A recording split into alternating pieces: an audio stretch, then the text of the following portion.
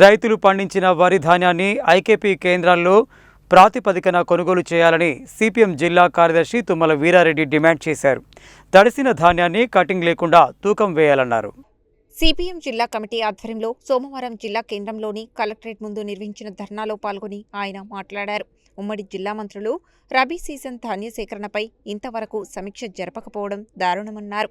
ఇకనైనా జిల్లా అధికారులతో మంత్రి సమీక్ష నిర్వహించి 15 రోజుల్లో మొత్తం ధాన్యం కొనుగోలు చేసే విధంగా చర్యలు తీసుకోవాలని డిమాండ్ చేశారు. లేని పక్షంలో రైతాంగాన్ని సమీకరించి ఎక్కడికక్కడ నిరసనలు చేపడతామని హెచ్చరించారు. జిల్లాలో 459 కొనుగోలు కేంద్రాలలో సుమారు 6,50,000 మెట్రిక్ టన్నుల ధాన్యాన్ని కొనుగోలు చేయాలని నిర్ణయించినప్పటికీ ఇప్పటి వరకు సగం కూడా కొనుగోలు చేయలేదని మండిపడ్డారు. కొనుగోలు కేంద్రాలకు ధాన్యం తీసుకువచ్చిన రైతులు రోజుల తరబడి వేచి చూస్తున్నారని, వచ్చిన ధాన్యాన్ని వెంటనే కొనుగోలు చేయకపోవడంతో అకాల వర్షాలకు ధాన్యం తడుస్తోందన్నారు. కేంద్రాలలో అవసరమైన టార్పాలిన్లు కూడా అందుబాటులో పెట్టకుండా రైతులకు మంచినీటి వసతి కూడా కల్పించడం లేదన్నారు. ప్రతిరోజు రైతులు కొనుగోలు కేంద్రాలలో పడిగాపులు కాస్తున్నారని ఆగ్రహం వ్యక్తం చేశారు. తమ పార్టీ ప్రతినిధి బృందాలు సర్వే చేసిన కొనుగోలు కేంద్రాలలో తాలు, తేమ పేరుతో తరుగు కలిపి 40 కిలోల బస్తాకు అదనంగా 2 నుండి 10 కిలోల వరకు తూకం వేస్తున్నారని ఆరోపించారు. అన్ని కొనుగోలు కేంద్రాలలో తూకం వేసిన ధాన్యాన్ని వెంటనే లారీల ద్వారా ఎత్తివేయడం లేదన్నారు. లారీలు మిల్లుల వద్ద రోజుల తరబడి దిగుమతి కాకపోవడంతో కొనుగోలు కేంద్రాలకు పంపడం లేదని తెలిపారు. మిల్లుల వద్ద వెయిటింగ్ ఉందని, రైతుల నుండి అదనపు ఛార్జీలు వసూలు చేస్తున్నారని, కొన్ని కేంద్రాలలో గన్ని బ్యాగుల కొరత కూడా ఉందన్నారు. ట్రక్ షీట్లు ఇచ్చే దగ్గర కూడా రైతులను ఇబ్బందులకు గురిచేస్తూ కొన్ని కేంద్రాలలో డబ్బులు వసూలు చేస్తున్నారని పేర్కొన్నారు. తాలు, తరుగు పేరుతో బస్తా ధాన్యానికి అదనపు తూకం వేయరాదన్నారు. తూకం వేసిన వెంటనే రైతులకు ట్రక్ షీట్ ఇవ్వాలని, ట్రక్ షీట్ ఇచ్చిన 2 నుండి 3 రోజులలో రైతుల ఖాతాల్లో డబ్బులు జమ చేయాలని డిమాండ్ చేశారు. కొనుగోలు కేంద్రాలకు అదనపు లారీలను పంపించి వేగంగా ధాన్యం కొనుగోలు చేయాలని, మిల్లుల వద్ద కూడా వెంటనే దిగుమతి చేసేలా చర్యలు తీసుకోవాలన్నారు. మిల్లుల వద్ద దిగుమతి చేయని పక్షంలో ప్రత్యేకంగా ప్రైవేటు గోదాములను లీజుకు తీసుకుని ధాన్యం నిల్వ చేయాలని సూచించారు. మిల్లుల వద్ద కొనుగోలు కేంద్రాల నుండి వచ్చిన ధాన్యాన్ని దిగుమతి చేయకుండా మిల్లర్లు స్వయంగా కొనుగోలు చేసిన ధాన్యాన్ని దిగుమతి చేసుకుంటున్నారని ఆరోపించారు. అకాల వర్షాలతో కొనుగోలు కేంద్రాలలో తడిసిన ధాన్యాన్ని కూడా కటింగ్ లేకుండా తూకం వేయాలని, జిల్లా అధికారులు రెగ్యులర్గా పర్యవేక్షణ చేసి యుద్ధ ప్రాతిపదికన కొనుగోలు జరిగేలా చర్యలు తీసుకోవాలని కోరారు. అనంతరం అన్ని డిమాండ్లతో కూడిన వినతిపత్రాన్ని జిల్లా కలెక్టర్కు అందజేశారు.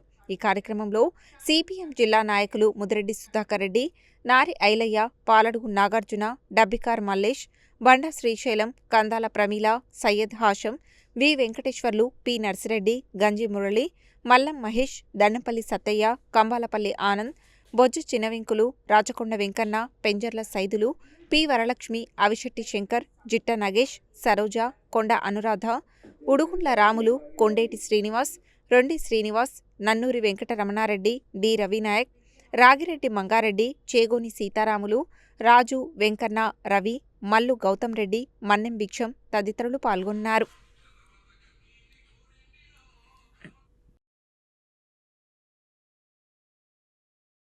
మంత్రిగా ఈ జిల్లాకు చెందిన ఉమ్మడి జిల్లా మంత్రి 2 మంత్రులు నల్లగొండ జిల్లాలో ఉన్నారు. కానీ ఇప్పుడు ఆ మంత్రులు బయటికి ఎక్కడ మిల్లర్లు అవకతవకలు పాల్పడ్డా సత్వరమైన చర్యలు తీసుకుంటామని వాళ్ళు చెప్తూనే ఉన్నారు. వీళ్ళ దోపిడీ యథేచ్ఛగా వీళ్ళు చేసుకుంటున్నారు. దీన్ని బట్టి అసలు ఈ జిల్లాకు చెందినటువంటి మంత్రులు రైసు మిల్లర్ల వైపు ఉన్నారా, రైతుల వైపు ఉంటారా ఇప్పటికైనా తేల్చుకోవాల్సిన అవసరం ఉంది. రైసు మిల్లర్ల వైపు ఉంటే మేము మరింత ఉధృతం చేస్తాం, దాని సంగతి ఏదో తేల్చుకుంటాం.